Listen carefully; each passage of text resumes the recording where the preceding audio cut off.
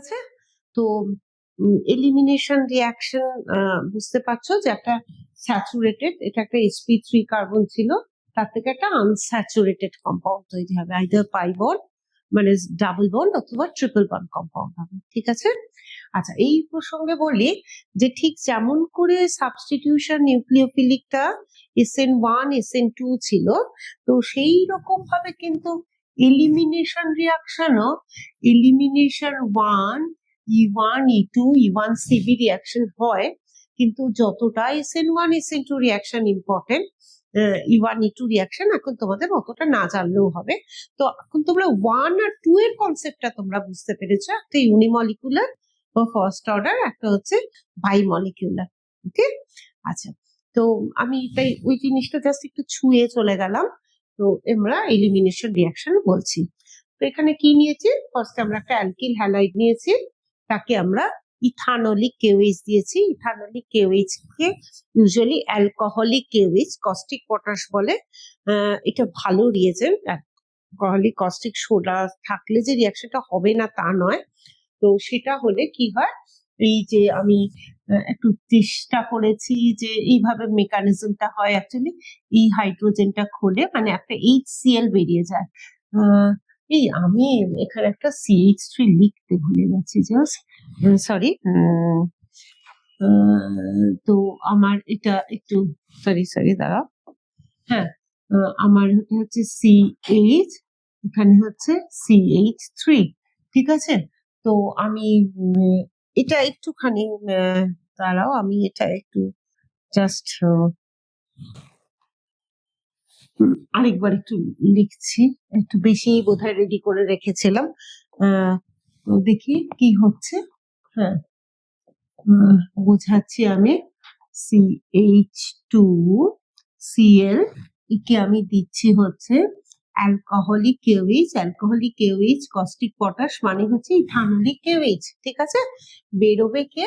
বেরোবে হচ্ছে এই ক্লোরিন, মানে হ্যালাইডটা যে কার্বনের সাথে যুক্ত, তার পাশেরটা হচ্ছে আলফা কার্বন।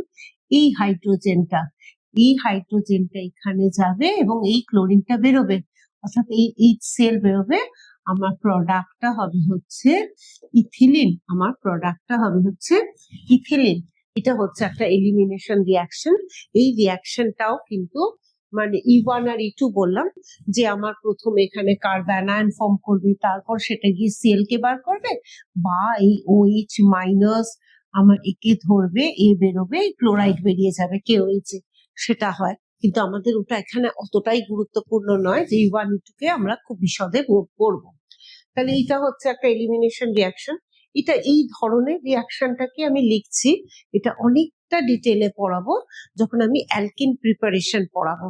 জাস্ট এখন বলে রাখছি যে এর ক্ষেত্রে আমার আলফা কার্বন, মানে এই দেখো ক্লোরাইডটা যে কার্বনের সাথে যুক্ত, তার সাথে এই কার্বনটা আছে, তার হাইড্রোজেন বেরোচ্ছে। এখানে ক্লোরাইডটা যে কার্বনের সাথে যুক্ত, তার এই সাইডেও হাইড্রোজেন আছে, এই সাইডেও হাইড্রোজেন আছে। তাই এখানে দুটো প্রোডাক্ট হতে পারে, অর্থাৎ এই হাইড্রোজেনটা খুললে এই প্রোডাক্টটা হয় বিউট-1ইন, আর এই হাইড্রোজেনটা খুললে বিউট-2ইন হয়। এই নিয়ে আমি অবশ্যই বিশদে বলবো যখন আমি অ্যালকিন পড়াবো, যে দুটো প্রোডাক্ট হলে কোনটা মেজর প্রোডাক্ট। কানে শুনিয়ে রাখছি, সেট-জেপস রুল এগুলো পরে বলবো। ঠিক আছে? আচ্ছা, নেক্সট হচ্ছে এটাও একটা এলিমিনেশন রিয়াকশন, অর্থাৎ এটা 1,2 ডাইব্রোমো ইথেন, যেখানে জিঙ্ক ডাস দিলে এই ZnBr2 বেরিয়ে গিয়ে ইথিলিন হয়। তাহলে এই হচ্ছে elimination reaction. Third type of reaction কি? Addition reaction. আমাদের 4 রকম রিয়াকশন আছে। সাবস্টিটিউশন, তার আন্ডারে অনেকটা বিশদে পড়া হয়েছে। নেক্সট হচ্ছে এলিমিনেশন রিয়াকশন, তারও E1 E2 হয়। থার্ড টাইপ অফ রিয়াকশন হচ্ছে কি, যে অ্যাডিশন রিয়াকশন। ঠিক আছে? তো জাস্ট যদি অ্যাডিশন রিয়াকশনটা আমি বলি, দাঁড়াও বলছি। অ্যাডিশন রিয়াকশনটা সেটা হচ্ছে থার্ড টাইপ অফ রিয়াকশন হচ্ছে অ্যাডিশন রিয়াকশন। অ্যাডিশন রিয়াকশনে একটু আমাকে বলতে হবে যে কত রকম, কোন কোন জায়গায় অ্যাডিশন রিয়াকশন হতে পারে। 1 নম্বর অ্যাডিশন রিয়াকশন হতে পারে কার্বন ডাবল বন্ড কার্বনে, হতে পারে 2 নম্বর কার্বন ট্রিপল বন্ড কার্বনে, হতে পারে 4 নম্বর আমার HC অ্যালডিহাইড বা কিটোনে CHO, হ্যাঁ, বা হতে পারে 1 2, এটা 3 ছিল, এবং 4 নম্বরে হতে পারে কিটোনে অর্থাৎ CH3। এখানেও কিন্তু আমার অ্যাডিশন রিয়াকশন হতে পারে, নিউক্লিওফিলিক অ্যাডিশন রিয়াকশন হতে পারে। এগুলো সব অ্যাডিশন, মানে যেখানে আনস্যাচুরেটেড, এখানে হয়তো ডিরেক্ট এই আনস্যাচুরেশনে গল্প নেই, কিন্তু এখানে আমার অ্যাডিশন রিয়াকশন হয়, ঠিক আছে, নিউক্লিওফিলিক অ্যাডিশন রিয়াকশন হয়, ঠিক আছে। তো আমরা অ্যাডিশন রিয়াকশনের আন্ডারে এই রিয়াকশনটা তোমরা সব ক্লাস 10 এ পড়েছো, সেটা হচ্ছে গিয়ে CH2 ডাবল বন্ড CH2 কে যদি আমি ব্রোমিনটাই বলেছি, তাই জন্য ব্রোমিনটা এখানে বলছি, ব্রোমিন ইন CCl4 দিই, তাহলে আমার হয়ে যায় 1,2 ডাইব্রোমো ইথেন। আমরা এটা পড়েছিলাম যে ইথিলিনকে আর ইথেনে কি করে ডিস্টিংগুইশ করা যায়, যেটা রেড কালারটা ডিকালারাইজ হয়। এখানে এই কথাটা আসে না, কিন্তু আমি জাস্ট মনে করানোর জন্য বলছি। তো একই রকম ভাবে মানে যে এই যে একটা পাই বন্ডটা, সিগমা বন্ড তো চট করে এফেক্ট করে না, সিগমার সাথে পাই থাকলে পাই কিন্তু আগে এফেক্টেড হয়, ঠিক আছে। তো এই পাই বন্ডটার জন্য এটা আনস্যাচুরেশন, সেটা গিয়ে এখানে স্যাচুরেটেড হলো। এবং ন্যাচারালি ট্রিপল বন্ডের ক্ষেত্রে হয়, শুধু ব্রোমিন অ্যাড হয় না, জল অ্যাড হয়, হাইড্রোহ্যালাইডস অ্যাড হয়, ইত্যাদি ইত্যাদি, ঠিক আছে।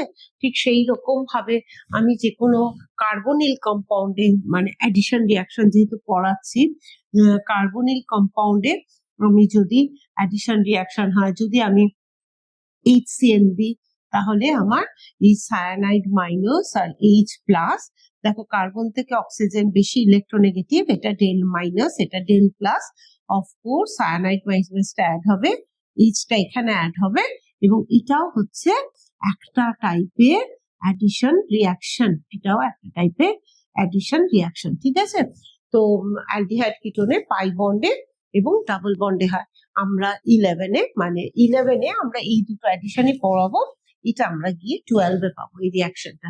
কিন্তু অ্যাডিশন রিয়াকশন মানেই যে শুধু এইরকম হাইড্রোকার্বন করবে তা কিন্তু নয়, আমাদের বুঝতে হবে যে যেখানে এরকম ইলেকট্রোফিলিক কার্বনিল কার্বন আছে, অ্যালডিহাইড এবং কিটোনেও অ্যাডিশন রিয়াকশন হয়, ঠিক আছে। আমার অ্যাডিশন রিয়াকশন নিয়ে এক্ষুনি আর বলার কিছু নেই, বা অনেক বিশদ কিছু বলবার নেই, ঠিক আছে।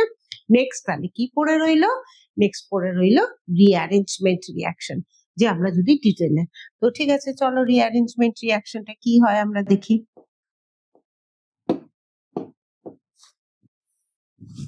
রিঅ্যারেঞ্জমেন্ট রিয়াকশন, আচ্ছা, রিঅ্যারেঞ্জমেন্ট রিয়াকশনকে আরেক রকম ভাবে, আমরা আইসোমারাইজেশনও বলতে পারি, রিঅ্যারেঞ্জ করে, ঠিক আছে। তো যেমন ধরো এই একটা কম্পাউন্ড OCO CH3, দেখা যায় যে একে অ্যানহাইড্রাস অ্যালুমিনিয়াম ক্লোরাইড দিলে এই রিয়াকশনটা, এটার একটা নির্দিষ্ট প্রাইস রিঅ্যারেঞ্জমেন্ট নাম আছে, তোমরা 12-এ গিয়ে পড়বে। তো এই কম্পাউন্ডটা ACO CH3, এইটা বা তার সাথে একটা অর্থ প্রোডাক্টও হয়, জাস্ট আমি তোমাদের পরে খুব চেনা লাগবে, মনে হবে হ্যাঁ আমরা তো 11-এ পড়েছিলাম এরকম একটা কম্পাউন্ড। এই পার্টিকুলার রিয়াকশনটা প্রাইস রিঅ্যারেঞ্জমেন্ট, এটা একটা রিঅ্যারেঞ্জমেন্ট রিয়াকশন, হ্যাঁ। আচ্ছা হ্যাঁ, রিঅ্যারেঞ্জমেন্ট রিয়াকশন বলতে গিয়ে আমার একটা জিনিস মনে পড়লো, যে SN1 SN2 তে মানে ডিফারেন্স বিটুইন SN1 SN2, আমার এই সামারিটা করে দেওয়া কথা ছিল যে কে SN1 কে SN2 দেবো, আমি অনেক বিশদে বলেছি ঠিকই কথা। তো SN1 এ যেহেতু একটা ফ্রি কার্বনিয়াম আয়ন তৈরি হয়, ওখানে কিন্তু একটা রিঅ্যারেঞ্জমেন্ট পসিবল হয়, যেখানে কিন্তু SN2 রিয়াকশনে there is no scope of rearrangement. তো এটা আমি তোমাদের নিশ্চয়ই করে যখন আমি অ্যালকিন পড়াবো তখন আমি রিয়াকশনের মাঝে সেটা আমি মনে করিয়ে দেব যে SN1 রিয়াকশনে there is a scope of rearrangement but there is no scope of rearrangement in SN2 reaction. যেহেতু due to the formation of a stable intermediate that is carbonium. হ্যাঁ, এটা আমার ওখানে বলা হয়নি, এবং হয়তোবা আমি খুব সুন্দরভাবে বলতে পারতাম যে ডিফারেন্স বিটুইন SN1 SN2। যাই হোক, তোমাদের এটা আমি হোমওয়ার্কে দিয়ে দিলাম। হোমওয়ার্ক তো তোমাদেরকে আমি সামনে পাচ্ছি না, কিন্তু তোমরা এই পড়ানো থেকে আলাদা করবে what is the difference between SN1 and SN2 reaction. দেখো সব কটা পয়েন্ট কিন্তু তোমাদেরকে বলা আছে, ঠিক আছে? যে পয়েন্টটা বলা নেই আমি এখন সেটা অ্যাড করে দিলাম। তো তাহলে রিঅ্যারেঞ্জমেন্ট রিঅ্যাকশন বেসিক্যালি একটা আইসোমারাইজেশন। তো কেন না, এর যা মলিকুলার ফর্মুলা এরও তাই মলিকুলার ফর্মুলা। তোমাদের একটু একটা কথা মনে করে দিই, তোমরা যখন শুরুতে বলেছিলে যে যে প্রথম অর্গানিক কম্পাউন্ড যে ল্যাবরেটরিতে তৈরি হয়েছিল ওটা কিন্তু রিঅ্যারেঞ্জমেন্ট রিঅ্যাকশন করেই হয়েছিল, যে অ্যামোনিয়াম সায়ানেটকে হিট দিলে ইউরিয়া তৈরি হয়েছিল, ওটাও কিন্তু ফার্স্ট একটা রিঅ্যারেঞ্জমেন্ট রিঅ্যাকশনেরই এক্সাম্পল ছিল। তো ঠিক আছে, তো তাহলে আমাদের টাইপস অফ রিঅ্যাকশন আমরা শেষ করলাম। হ্যাঁ, কেননা আমাদের তো জানতে হবে যে সামনের দিকে যে পড়াশোনাগুলো করব সেখানে কত ধরনের রিঅ্যাকশনকে আমরা ফেস করছি, ঠিক আছে? তো আমরা এবারে নেক্সট পর্বে যে ছোট ছোট কিছু জিনিস আমরা বাদ দিয়ে এসেছি বা বলা হয়নি জিওসিতে, সেগুলো আমরা বলছি। আচ্ছা, তোমরা আমি আগের দিন তোমাদেরকে রেজোনেন্স যখন পড়াই তখন ring activating group, ring deactivating group অনেক ডিটেলে বলিনি, কিন্তু আমি বলেছিলাম যে OH NH2 CH3 খুব বলতে ইচ্ছে করে, মনে হয় যে এগুলোকে খুব ভালো করে শিখতে হবে, তাহলে লম্বা রেস চলবে। হ্যাঁ, তো সেইগুলো অ্যাক্টিভেশনে, রিং অ্যাক্টিভেশনে মেকানিজমটা বলেছিলাম, রিং ডিঅ্যাক্টিভেশনটা জাস্ট স্পিডে বলে চলে গেছিলাম। তো আজকে যেহেতু আমি খুব ফেভারেবল পজিশনে আছি যে আমার অনেকটা বলা হয়ে গেছে, এখন আমি কুড়িয়ে ছোট্ট ছোট্ট যে জিনিসগুলো বাকি আছে সেগুলোকে শেষ করব, তাই ওটা আমি আবার একটু ফিরে যাব তোমাদের সাথে কথায়, ঠিক আছে? তো চলো, তো এইবারে আমি যেটা বলবো সেটা হচ্ছে গিয়ে মানে breaking or cleavage of covalent bond, অর্থাৎ যে কোনো রিয়াকশন হতে গেলে তো বন্ডটা ব্রেক করতে হবে, তাই না? তো এই ব্রেকটা একটা কোভ্যালেন্ট, এবং সমস্ত অর্গানিক কম্পাউন্ডই কোভ্যালেন্ট কম্পাউন্ড, তাহলে কোভ্যালেন্ট বন্ড ব্রেক হয় তবে তো প্রোডাক্টটা হয়, তাই তো? তো তাহলে cleavage, cleavage or cleavage or cleavage or breaking, cleavage or breaking of breaking of breaking of covalent bond, of covalent bond। দেখো এগুলো দিয়ে এত এক্সারসাইজ হয়, এত এক্সারসাইজ হয়, তোমাদের কোনো সময় তোমরা নিজেরা চেষ্টা করবে, অনেক মানে হিউজ অ্যামাউন্ট অফ কোয়েশ্চেন হতে পারে, মানে অনেক অনেক টাইপের অনেক আসপেক্টের MCQ হতে পারে, এই ডেপথ থাকাটা খুব দরকার। রিয়াকশন তো পরে পরে যেগুলো পড়বে খুব ফ্ল্যাট হয়, যে কটাই রিয়াকশন হয়, কিন্তু এগুলোর না প্রত্যেক ফোল্ডে কোয়েশ্চেন হয়, ঠিক আছে? যাই হোক, আমি এখন যেটা বলি, একটা হচ্ছে গিয়ে হেটেরোলাইটিক ক্লিভেজ আর একটা হচ্ছে হোমোলাইটিক ক্লিভেজ। হোমোলাইটিক ক্লিভেজ আর ক্লিভেজ আর হেটেরোলাইটিক ক্লিভেজ। হোমোলাইটিক ক্লিভেজ কখন হয়? যখন কোভ্যালেন্ট বন্ড হয় in between two atom with same electronegativity. অর্থাৎ আমি যদিও এখানে লিখছি AB, তার মানে এখানে ভেবে নিতে হবে A আর B এর ইলেকট্রোনেগেটিভিটি সেম। হয়তো ভালো হতো আমি যদি বলতাম AA, কিন্তু তোমরা তাহলে একটা বায়াস হয়ে যেতে যে সেম সেম সেম অ্যাটমের মধ্যেই বোধহয় হোমোলাইটিক ক্লিভেজ হয়। তা নয়, এরকম অ্যাটমের মধ্যে হয় যখন যাদের মধ্যে ইলেকট্রোনেগেটিভিটি সেম, এবং সেই ক্লিভেজটাকে দেখানো হয় অর্থাৎ এরকম ভাবে আর এরকম ভাবে, এর কিন্তু রিপ্রেজেন্টেশনটা এইভাবে, অ্যারোটাকে কিন্তু খেয়াল করবে, এখানে যেটা তৈরি হয় সেটা হয় হচ্ছে ফ্রি র্যাডিক্যাল, অর্থাৎ এটা এটা এটা তৈরি হয় হচ্ছে 2A ফ্রি র্যাডিক্যাল। তাহলে বুঝতে পারছো যে হোমোলাইটিক ক্লিভেজে ফ্রি র্যাডিক্যাল হয়। মনে করানোর জন্য বলছি, সানলাইটের প্রেজেন্সে, ফোটন কণার প্রেজেন্সে হোমোলাইটিক ক্লিভেজ হয়।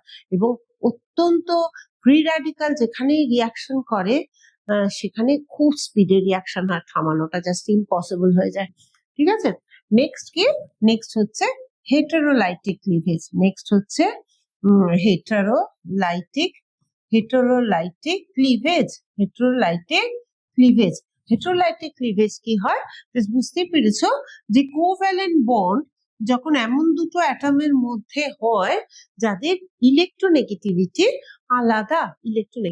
আলাদা, তো সে ধরে নি B is more electronegative than A, তাহলে অবশ্যই করে উপযুক্ত রিয়েজেন্টের প্রেজেন্সে বি নিজের দিকে ইলেকট্রন টেনে নেবে, বি নিজের এই অ্যারোটা লক্ষ্য করবে, এই অ্যারোটা লক্ষ্য করবে। তো তাহলে আবার কি হলো?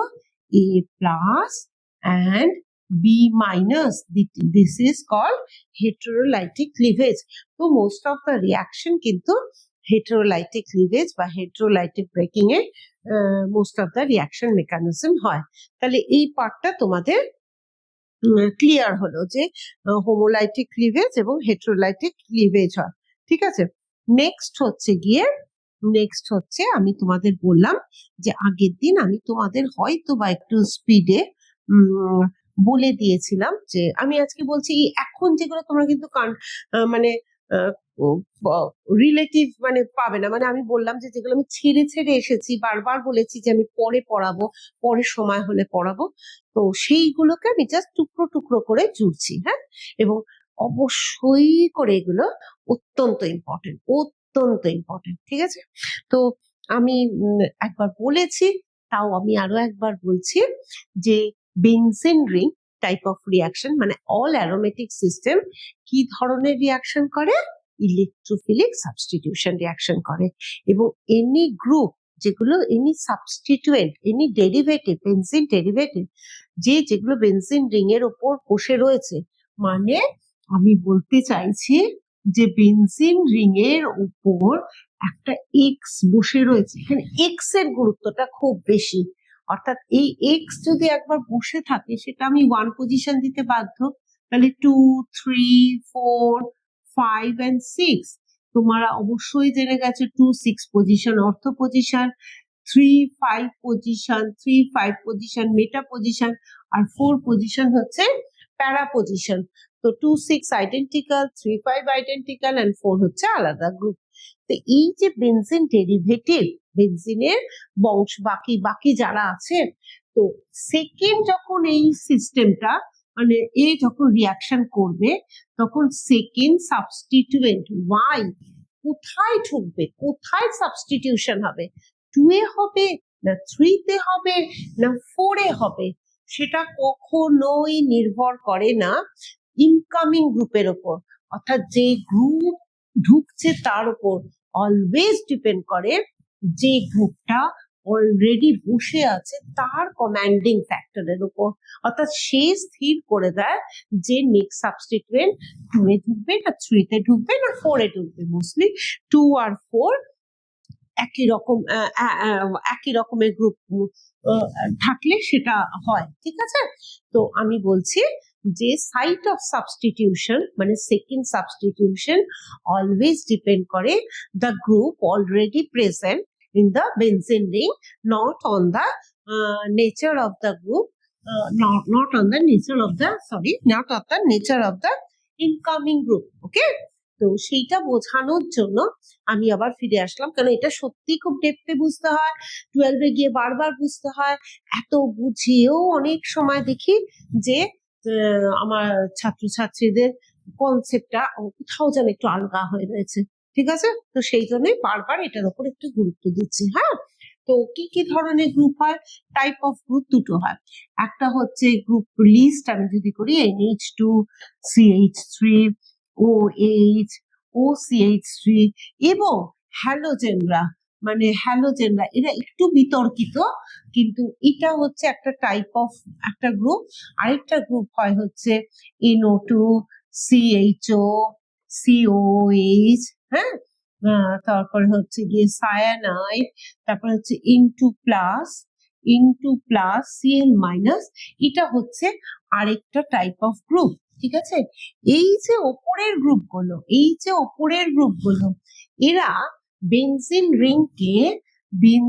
রিংকে আইদার প্লাস, আইদার আমি এইভাবেই লিখছি, আইদার প্লাস আই এফেক্ট দিয়ে অথবা প্লাস আর এফেক্ট দিয়ে, যেমন অ্যানিলিন প্লাস আর এফেক্ট দিয়ে, অথবা যেমন হচ্ছে টলউইন প্লাস আই এফেক্ট দিয়ে বেনজিন রিং এর ইলেকট্রন ক্লাউড বাড়ায় এবং বাড়িয়ে বেনজিন রিংকে সাহায্য করে, বলে তুমি আরো ভালো ইলেকট্রোফিলিক সাবস্টিটিউশন রিঅ্যাকশন করা, এবং they are ring activating group and they are ortho para directing group. এইটা আমি আগের দিন অর্থোপ্যারা ডিরেক্টিং গ্রুপে রেজনেন্সটা আমি পড়িয়েছিলাম, মানে আমি আবার ব্যাকে ফিরে দেখলাম যে আমি তোমাদের কি কি পড়িয়েছি, কিন্তু যেটা আমি দেখাইনি সেটা হচ্ছে মুখে বলেছিলাম যে রিং ডিঅ্যাক্টিভেটিং গ্রুপস আর মেটা ডিরেক্টিং গ্রুপ। তো সেইটা আজকে, সেই রেজনেন্সটা আগের দিন আমি মিস করে গেছি, সেটা আমি আজকে বলছি। আমি এটাকে আর রিপিট করছি না, এটা জাস্ট মনে রেখো যে এরা হচ্ছে যাদের লোন পেয়ার থাকে, যদি এতে দুটো লোন পেয়ার থাকে কিন্তু কাজ করে একটাই, আর CH3 হচ্ছে CH3 ইথাইল গ্রুপ, এগুলোর আগে আমার সবকটাই এরকম দেওয়া উচিত ছিল, যে এরা কিন্তু প্লাস আই এফেক্ট দিয়ে রিংকে অ্যাক্টিভেট করে, প্লাস আই এফেক্ট দিয়ে রিংকে অ্যাক্টিভেট করে। কত কথাই যে বলতে ইচ্ছা করছে। এই হ্যালোজেনের কথাটাও আমি অবশ্যই বলবো, হ্যালোজেন একটু বিতর্কিত, হ্যালোজেনের মাইনাস আই এফেক্ট আছে আবার প্লাস আর এফেক্ট আছে, যাকে রেজাল্টেন্ট ফ্যাক্টরে এটা রিং ডিঅ্যাক্টিভেটিং হলেও এরা কিন্তু অর্থোপ্যারা ডিরেক্টিং গ্রুপ। কানে শুনে রাখো, ঠিক আছে? শুনে রাখো নিশ্চয়ই করে, আমার পড়ানোর পরে, আমার পড়ানো দেখে তোমরা কিন্তু আবার পড়বে ভালো করে। তো আমি এখন আসি যে কোনো একটা রিং ডিঅ্যাক্টিভেটিং গ্রুপের রেজনেন্সটাকে একটুখানি দেখাবো, ঠিক আছে? তো আমি এখানে দেখাচ্ছি রিং ডিঅ্যাক্টিভেটিং গ্রুপে কার দেখাবো। তো চলো বেনজালডিহাইডের দেখাই, ঠিক আছে? নাইট্রোরও দেখানো যেত। দেখো কার্বন থেকে অক্সিজেন, এটাই আমি লাস্ট দিন একটু জাস্ট বলেছিলাম, কিন্তু ওইটা দেখায়নি। কার্বন থেকে অক্সিজেন মোর ইলেকট্রোনেগেটিভ, এই নিচের দিকে ইলেকট্রন টানার ফলে কি হলো, এখানে একটা ডেল প্লাস চার্জ তৈরি হলো, এই হচ্ছে ঘরের ছেলে বেরোলো, এই হচ্ছে পাই বন্ড বেরোলো। তাহলে নেক্সট রেজনেটিং স্ট্রাকচার কি হলো? নেক্সট রেজনেটিং স্ট্রাকচার হলো ডাবল বন্ড সি ও মাইনাস আর এইচ, ঠিক আছে? এখান থেকে এখানে চলে গেল, তাহলে এখানে কি চার্জ হলো? এখানে হলো প্লাস চার্জ। তাহলে নিজেরা হাতে করে কিন্তু করবে, হ্যাঁ? তো এই আবার এখানে ঘুরলো, তাহলে নেক্সট কি হলো? নেক্সট হলো এটা এখানে প্লাস, এখানে ডাবল বন্ড সি ও মাইনাস এইচ। নেক্সট রেজনেটিং স্ট্রাকচার কি হলো? এখানে গেল, তাহলে গেল হচ্ছে এইটা এখানে প্লাস, এখানে ডাবল বন্ড সি ও মাইনাস এইচ। এবং নেক্সট রেজনেটিং স্ট্রাকচার কি হলো? এখানে গেল এবং এটা হলো গিয়ে আর একটা canonical form double bond O H. তাহলে খুব ভালো করে দেখো যে 2, 4 আর 6 পজিশন গুলো প্লাস চার্জ, তো কে রিঅ্যাক্ট করে? ইলেকট্রোফাইল মানে সামথিং পজিটিভ। সে CH3 আমি আজকেই পড়িয়েছি যে CH3 প্লাস হোক, NO2 প্লাস হোক, তো এই যে ইলেকট্রোফাইল সে এটা হচ্ছে NO2 প্লাস। এ কি করবে? এই সব জায়গাগুলো অ্যাটাক করবে না, এগুলোতে তো রিপেল করবে, কারণ এখানে তো প্লাস চার্জ আছে, এগুলো তো রিপেল করবে। তাহলে এ কোথায় যাবে? কোনো তো মাইনাস চার্জও নেই। যেমন NH2 জায়গায়, আমি জাস্ট কম্পারেটিভ স্টাডি করছি, এগুলো সত্যি করেই খুব ভালো করে পড়ো, হ্যাঁ? NH2 জায়গায় যেমন এখানে একটা মাইনাস চার্জ তৈরি হচ্ছিল, এখানে একটা মাইনাস চার্জ তৈরি হচ্ছিল, ডাবল বন্ড NH, সরি কোথায় গেল রে, তো কি হচ্ছে রে, হ্যাঁ আচ্ছা ঠিক আছে, কি বোর্ডটা দাঁড়াও, কিছু একটা হচ্ছে, এটা বোধহয় সাইডে সরে গেছে। আমি যদি এমনি দেখে দেখি এখানটা ঠিক করছে কিনা, হ্যাঁ হ্যাঁ হ্যাঁ, এখানে ঠিক করছে। তো এখানে এখানে এটা মাইনাস, এটা হচ্ছে ডাবল বন্ড NH2 প্লাস, এবং পরে আমরা দেখছিলাম এখানে মাইনাস, মানে এর রেজোনেটিং স্ট্রাকচার, যে এখানে minus charge, double bond double bond double bond NH2 plus. হ্যাঁ, তাহলে সামথিং প্লাস যখন ছিল, কম্পারেটিভ স্টাডি, তারা গিয়ে তাদের এখানে অ্যাট্রাক্টেড হচ্ছিল, অর্থাৎ অর্থ এবং প্যারাতে। ঠিক সেই রকম ভাবে যখন এরকম রিং ডিঅ্যাক্টিভেটিং গ্রুপ রিংকে ডিঅ্যাক্টিভেট করছে, মানে রিং থেকে পাই ক্লাউড বার করে নিচ্ছে, তখন আমার কিন্তু এইরকম কোনো উৎসাহ দেওয়ার মতন কোনো সাইট হয়নি। কিন্তু এই যে 3 আর 5 position neutral is better than plus charge. তো NO2 প্লাস কি করবে, আর কোনো জায়গা না পেয়ে এখানে আর এখানে অ্যাটাক করবে। এটা কোন গ্রুপ? এটা হচ্ছে মেটা ডিরেক্টিং গ্রুপ, অর্থাৎ 3 পজিশন। সো এরা সবাই হচ্ছে রিং ডিঅ্যাক্টিভেটেড এবং মেটা ডিরেক্টিং গ্রুপ। বুঝতে পেরেছো? এই কনসেপ্টটা অত্যন্ত দরকার, যে কোন কোন গ্রুপগুলো বারবার বুঝতে পেরেছো। যে কোনো অর্থোপ্যারা ডিরেক্টিং গ্রুপ বা ring activating group electrophilic substitution reaction অনেক ভালো করে than that of the ring deactivating group. তোমরা নিয়ে পড়বে, আমি পড়াবো যে কে কে এই নাইট্রোবেনজিন, বেনজালডিহাইড, এরা ফিলিকাপ রিঅ্যাকশন করতেই পারে না, এদের ডিঅ্যাক্টিভেশন প্রপার্টিটা এতটাই বেশি। ঠিক আছে, তাহলে এটা আমি লাস্ট দিন ছেড়ে এসেছিলাম, তাই জন্য এটাকে আমি আজকে বললাম। হ্যাঁ, ওকে, আচ্ছা চলো। এবার হচ্ছে আরেকটা জিনিসও আমার একটু বোধহয় মনে হয়েছে যে আরেকটু বলে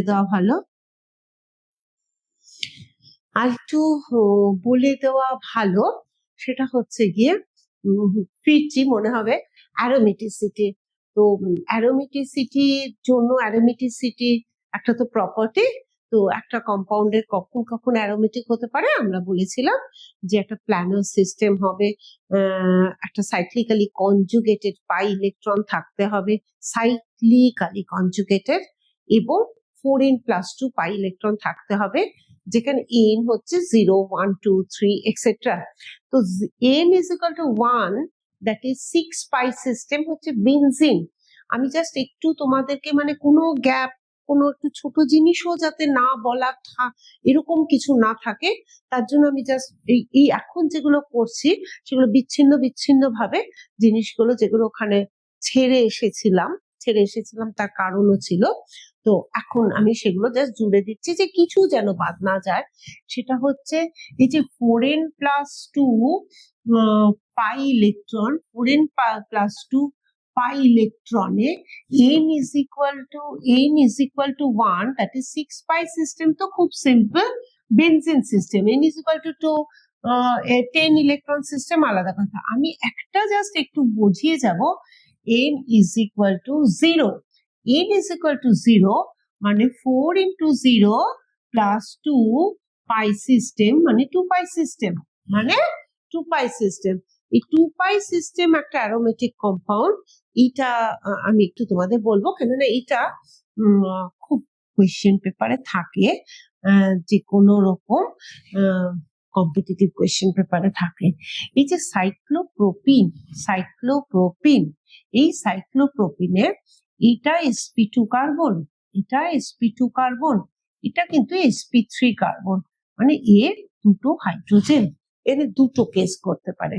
একটা কেস ঘুরতে পারে হাইড্রোজেনটা এর বন্ডেড ইলেকট্রন নিয়ে বেরিয়ে গেল, অর্থাৎ এখানে এটা প্লাস চার্জ তৈরি হলো, একে বলা হয় সাইক্লোপ্রোপিনিয়াম আয়ন। আরেকটা কেস ঘটতে পারে যে হাইড্রোজেনটা তার বন্ডেড ইলেকট্রন একে দিয়ে, তো আমি এক কাজ করি, আমি এটা লাল দিয়ে বোঝাই, যে এ যখন এরকম ভাবে বেরিয়ে যাচ্ছে তখন বেরোচ্ছে কিন্তু H+, তখন এইটা হচ্ছে এইটা, ঠিক আছে? তো এইটা অ্যানায়ন, এটা ক্যাটায়ন, দুজনের মধ্যে তফাৎটা বিস্তর তফাৎ। এটাকে আমি প্রুফ করব, এটাকে আমি প্রুফ করব, যে এটা একটা অ্যারোমেটিক কম্পাউন্ড, এবং এটাকে আমি বলবো এটা একটা অ্যান্টি অ্যারোমেটিক কম্পাউন্ড। এটা একটা anti aromatic compound. Normally anti aromatic মানে এটা কিন্তু এখানে দুটো ইলেকট্রন আছে, এখানে দুটো ইলেকট্রন, এটা হচ্ছে 4n পাই সিস্টেম, এবং অবশ্যই করে এটা সাইক্লিক্যালি কনজুগেটেড সিস্টেমও বটে। ঠিক একই রকম ভাবে আমি এটা যে একটা অ্যারোমেটিক কম্পাউন্ড, এটা আমি এখন একটুখানি বলবো, ঠিক আছে? এটা sp2 ছিলই, carbon carrying positive charge, carbonium ion যেটা, এটাও কিন্তু sp2, সেটা আমি এখন আর তোমাদের বোঝাচ্ছি না। হ্যাঁ, এটাও কিন্তু sp2। তো এটা প্ল্যানার তাহলে। তারপরে হচ্ছে এটা পি অরবিটালে ইনভলভড ইলেকট্রন দুটো, তার মানে এটা হচ্ছে একটা 2 পাই সিস্টেম, মানে 4n প্লাস 2 পাই এটাকে, 4n প্লাস 2 পাই এটাকে মেনটেন করছে।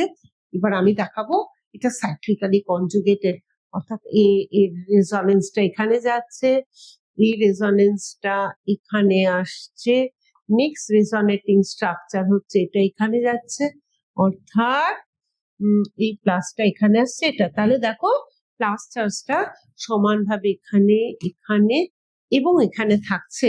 তো তাহলে দেখতে পাচ্ছি cyclopropenium ion is an aromatic compound।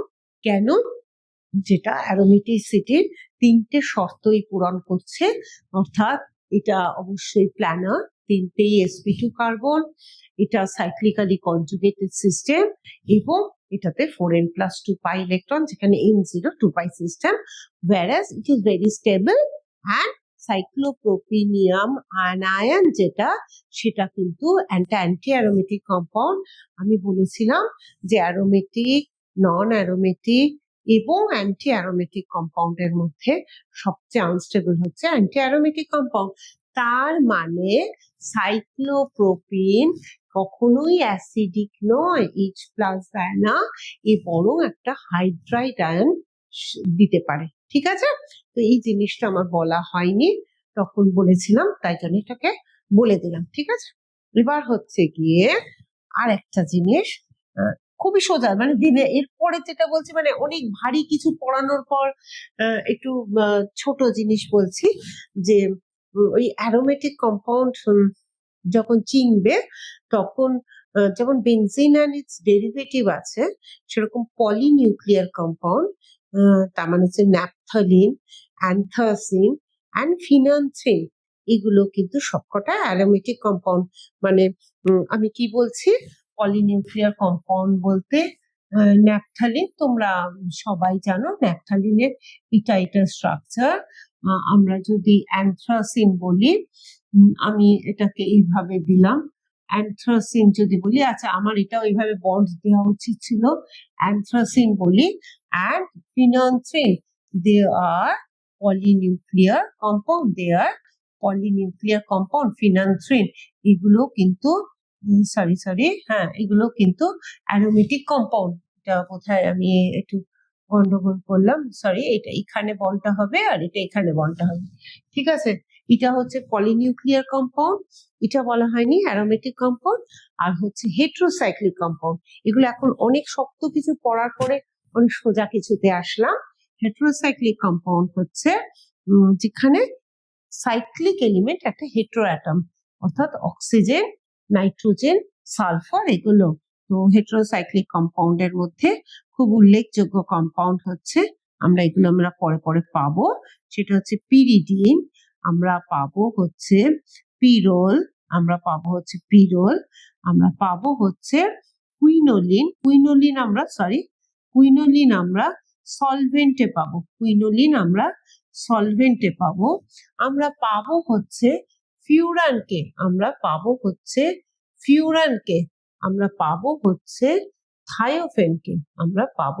থায়োফেনকে, এরা কিন্তু এরা কিন্তু প্রত্যেকে অ্যারোমেটিক কম্পাউন্ড, ঠিক আছে। তো এটাও আমি বলা হয়নি, বলিনি আমি তখন, এটা গ্যাপ ছিল। আচ্ছা, আর আরেকটা জিনিস আমি বলবো, সেটা হচ্ছে গিয়ে যদি একদম ফার্স্ট ক্লাসটা দেখো, যে বাইসাইক্লো সিস্টেম আর স্পাইরো সিস্টেম, একবারও ভাববে না যে আমাদের এই বোর্ড পরীক্ষাগুলো, মানে এমনি নর্মাল পরীক্ষা এগুলো লাগবে, কিন্তু যখন তোমরা বিভিন্ন বইগুলো সলভ করবে তখন দেখবে বাইসাইক্লো সিস্টেমের আইএমপিএসি নমেনক্লেচার তোমাদের একটু শিখলে ভালোই হবে। স্পাইরো সিস্টেমটা বলছি না, একটু তফাৎ বলে দিচ্ছি যে বাইসাইক্লো আর স্পাইরো সিস্টেম কি, তাহলে কি হবে আমার নমেনক্লেচারে দেখো অনেক অসংখ্য কম্পাউন্ড আমি সবসময় লিখতে পারি, তো শেষ নেই তার। তাও আমি যখন প্রথম পড়িয়েছিলাম সবকটা রুলকে ধরে পড়িয়েছিলাম। তো বাইসাইক্লো সিস্টেমটা যেহেতু একটু শেষ করছি চ্যাপ্টারটা জিওসি, তো একটু ছোট্ট করে বলে দিচ্ছি বাইসাইক্লো সিস্টেমটা কি, ঠিক আছে। তো ওকে, তো আমরা কি বলবো, আমরা বলবো হচ্ছে বাইসাইক্লো সিস্টেম, আমরা বলবো বাইসাইক্লো সিস্টেম। বাইসাইক্লো সিস্টেমটা কেমন একটু দেখতে, বাইসাইক্লো সিস্টেমটা দেখতে একটু ওই লাগবে। তো তখন আমি দেখো বাইসাইক্লো আমি কি পড়াবো, আমি পড়াবো হচ্ছে বাইসাইক্লো সিস্টেম। বাইসাইক্লো সিস্টেম আসলে কি বলতো, এটা হলে আমার মনে হবে যেন আমার স্টুডেন্টরা সবটা জানলো, মানে সবটা জানানো যদিও এতে সম্ভব হয় না, কিন্তু অন্তত আমি অ্যাটলিস্ট চেষ্টা করতে পারি যে সবটা সবটা জানানো। হ্যাঁ, তো বাইসাইক্লো সিস্টেম কেমন হয় দেখতে, একটু খটোমটো দেখতে। এটা হচ্ছে একটা বাইসাইক্লো সিস্টেম, অসংখ্য বাইসাইক্লো সিস্টেম আমি আঁকতেই পারি। আমি আঁকতে পারি হচ্ছে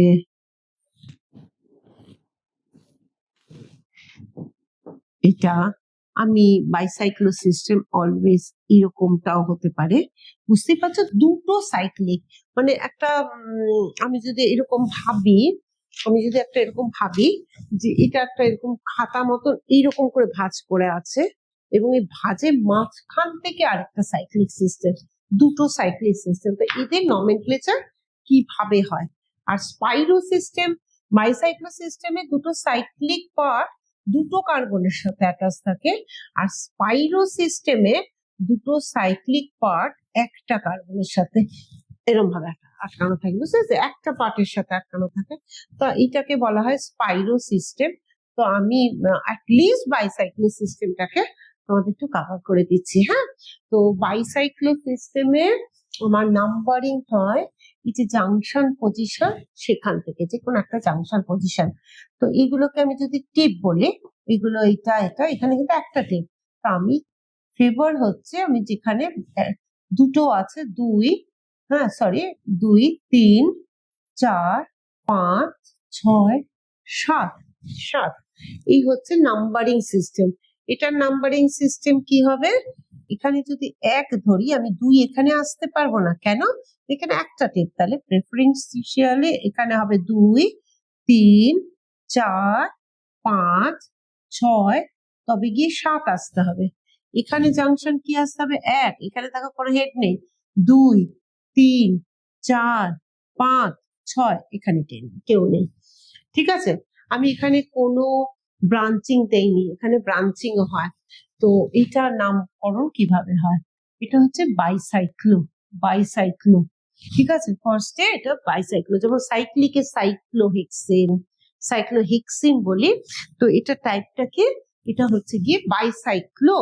এরপরে খুব ভালো করে দেখবে থার্ড ব্র্যাকেটে তোমার এটায় দুটো টিপ আছে, তাই তো, তাহলে 2 ডট, এখানে কটা আছে, দুটো আছে, 2 ডট, এখানে কটা আছে, একটা, একটা ক্লোজ, টোটাল কার্বন কটা আছে, 7টা, তাহলে বাইসাইক্লো 2 dot 2 dot 1 heptane, heptane, heptane, ঠিক আছে।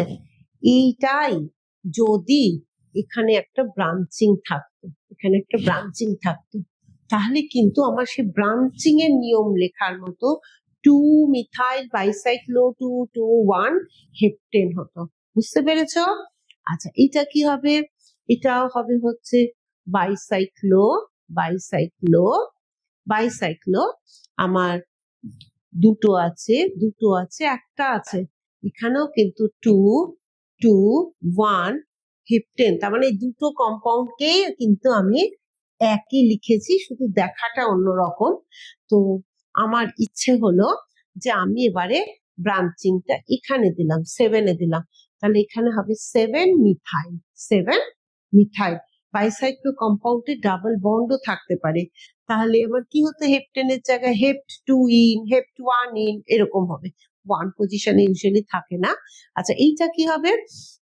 এটা বাড়ি অদ্ভুত, এটা হচ্ছে বাইসাইক্লো বাইসাইক্লো। এখানে দুটো আছে, এখানে কিছু নেই। কিছু নেইটা কি আমি বলবো না? বলবোই তো। 2-2.0 6টা কার্বন আছে, অর্থাৎ গিয়ে হেক্সেন। এটা হচ্ছে বাইসাইক্লো সিস্টেম। তো আমি তোমাদের সব রকম আরএস নমেনক্লেচার করালাম, বাইসাইক্লোটাও করিয়ে দিলাম, ঠিক আছে? বাইসাইক্লোতে যদি যদি বাইসাইক্লো সিস্টেমে একটা ডাবল বন্ড থাকে, ধরো এখানে ডাবল বন্ড আছে, এখানে ইচ্ছে করে একটু জটিল করলাম, এখানে ব্রাঞ্চিং আছে, ঠিক আছে? এই সিস্টেমটা কি? এই সিস্টেমটা হচ্ছে অবশ্যই নাম্বারিংটা আগে হবে, এখান থেকে 1। দেখো এখানে 3টে আছে, এখানে 2টো আছে, তাই তো? আমার এই 1 2 3 4 5 6 7 8, ঠিক আছে? তো এইটা প্রেফারেন্সিয়ালি তোমার হচ্ছে 7-মিথাইল হবে, তারপরে অবশ্যই বাইসাইক্লো হবে, তারপরে 3-2-1 তোমার কি হচ্ছে, হেপ্ট 2 ইন, হেপ্ট 2 ইন, ঠিক আছে? তাহলে আমার বাইসাইক্লো সিস্টেমটা মোটামুটি একটা বোঝানো গেল। আর আর আমি লাস্ট লাস্ট যদি সবটা বলি, যেটা আছে দেখবে তোমাদের আগের সিলেবাসে অনেকটা ছিল, কিন্তু একদম ইগনোরও করা যায় না, সেটা হচ্ছে গিয়ে কি, যে বিভিন্ন মেথড বলতে তোমার ল্যাসাইন টেস্টটা কিন্তু খুব ইম্পর্টেন্ট। তোমাদের যখন কোয়েশ্চেন হয় তখন সাধারণত দেখবে প্র্যাকটিক্যাল থেকে কোয়েশ্চেন থাকে, এনভায়রনমেন্টাল সায়েন্স থেকে কোয়েশ্চেন থাকে। তো এই ল্যাসাইন টেস্ট আমরা প্র্যাকটিক্যালে করে থাকি, যে একটা অর্গানিক কম্পাউন্ডে তোমার নাইট্রোজেন আছে কি নেই, নাইট্রোজেন, হ্যালোজেন আর সালফার, এগুলোকে আইডেন্টিফাই করার জন্য। অর্থাৎ আমি যে একটা ফাংশনাল গ্রুপ অ্যানালিসিস করব, তার আগে তো আমাকে জানতে হবে যে নাইট্রোজেনাস ফাংশনাল গ্রুপ আছে নাকি, সালফার আছে নাকি, বা হ্যালোজেন আছে নাকি। তো এইটা কোয়ালিটেটিভলি অ্যানালিসিস করা হয় ল্যাসাইন টেস্টে। এই ল্যাসাইন টেস্টে আমার একটা হার্ড গ্লাস টেস্ট টিউবে সোডিয়াম মেটাল নেওয়া হয়। সোডিয়াম মেটাল একটু জাস্ট বলে রাখছি, যে সোডিয়াম মেটাল হচ্ছে তোমার সফট সোডিয়াম মেটালটা ওই কেরোসিনের নিচে থাকে, সেটা তোমার একটা হার্ড গ্লাস টেস্ট টিউবে নেওয়া হয়, তার মধ্যে তোমার স্যাম্পল নেওয়া হয়, সেটাকে তোমার ব্লো ল্যাম্পে হিট করে, যাই হোক তার থেকে একটা ডিস্টিলেট পাওয়া যায়, সেটাকে টেস্ট করা হয় যে তোমার পরপর ধাপে ধাপে যে নাইট্রোজেন থাকলে কি হয়, সালফার সাধারণত সোডিয়াম নাইট্রোক্লোরাইড সলিউশনে, হ্যালাইড থাকলে সিলভার নাইট্রাইট সলিউশনে দিয়ে ল্যাসাইন টেস্ট করা হয়। ল্যাসাইন টেস্ট থেকে অনেক সময় অবজেক্টিভ কোয়েশ্চেন আসে যে নাইট্রোজেন অ্যাজ এ কি হিসেবে প্রোডাক্টটা ফর্ম করে, যে সোডিয়াম সায়ানাইড হয়, সোডিয়াম মেটাল কিছুটা, সোডিয়ামের সাথে কার্বন তো থাকবে অর্গানিক কম্পাউন্ডে, নাইট্রোজেনটা থাকে। তো এটা হচ্ছে একটা ল্যাসাইন টেস্ট, এতে বোঝানোর কিছু নেই, কিন্তু তোমরা একটু চাইলে পড়তে পারো, ঠিক আছে? এরপরে যেগুলো আছে সেগুলো সবই হচ্ছে কোয়ান্টিটেটিভ অ্যানালিসিস। এই কোয়ান্টিটেটিভ অ্যানালিসিসে মধ্যে যেটা হচ্ছে Carius process, Dumas process and Kjeldahl process. Carius প্রসেসে কোয়ান্টিটেটিভলি সালফার কম্পাউন্ডকে আইডেন্টিফাই করা হয়। তার মানে বুঝতে পারছো যে ড্রাগসে, কোনো ড্রাগসে সালফার কতটা আছে বা কি আছে কিনা, সেটা জানা যায় কোয়ান্টিটেটিভ ভাবে। আর যেটা খুব সুন্দর প্রসেস সেটা হচ্ছে গিয়ে জেলডাল প্রসেস। জেলডাল প্রসেসে নাইট্রোজেন এস্টিমেশন হয় তোমার কোয়ান্টিটেটিভ ভাবে। তো সেটা কোথায় কাজে লাগে, যে কোন ফার্টিলাইজার কতটা ভালো, কতটা নাইট্রোজেন থাকতে হবে, কোনো ওষুধে কোনো অ্যামিনো অ্যাসিডসে কি আছে, বা এই সমস্ত কিছু। তো এইগুলো তোমরা একটু পড়ে নেবে, তাহলে কি হবে, টোটাল কমপ্লিট হবে ব্যাপারটা। তো এবারে আমি তোমাদেরকে তাহলে টোটাল জিওসি আমি কমপ্লিট করাতে পারলাম। হোপফুলি দেখো, পড়ানোর তো কোনো শেষ নেই। কিছু মানে টপিক ওয়াইজ কিছু বাকি রাখিনি, হয়তো ডেপথ আরো আরো অনেক কিছু বলা যায়। তো সেটা কিছুটা নিজেরা অভ্যাস করবে। তো যখন কোয়েশ্চেন আনসার পর্ব হবে তখন নিশ্চয়ই বলবো। তো আজকে তোমাদের জিওসি এই অব্দি। নেক্সট আসবো হচ্ছে গিয়ে প্রপার হাইড্রোকার্বন পর্ব নিয়ে। হাইড্রোকার্বন বলতে তোমাদের সিলেবাসে আছে অ্যালকেন, অ্যালকিন, অ্যালকাইন। হ্যাঁ, যখন অ্যালকেন পড়াবো তখন যেটা এখানেও পড়ানো যেত সেটা হচ্ছে গিয়ে এনসিইআরটি বইতে তোমরা পাবে, বা তোমাদের প্রপার এমনি বইগুলোতেও আছে। সেটা হচ্ছে নিউম্যান প্রজেকশন ফর্মুলা দিয়ে কিছু এনার্জি ডায়াগ্রাম, সেগুলোকে আমি বলবো। কেননা আমি সবসময় চেষ্টা করছি যে তোমাদের ডেপটা যাতে একটু ঠিকঠাক থাকে পড়াশোনা, যাতে যে কোনো কোয়েশ্চেন তোমরা ফেস করতে পারো। ওকে, তাহলে আজকে এই পর্যন্তই থাকলো। ঠিক আছে, তোমরা প্র্যাকটিস করবে, তোমরা অনেক কোয়েশ্চেন করবে। যদি কিছু অসুবিধে থাকে, কোনো কোয়েশ্চেন থাকে, তোমরা জানানোর নিশ্চয়ই কোনো উপায় আছে। ঠিক আছে।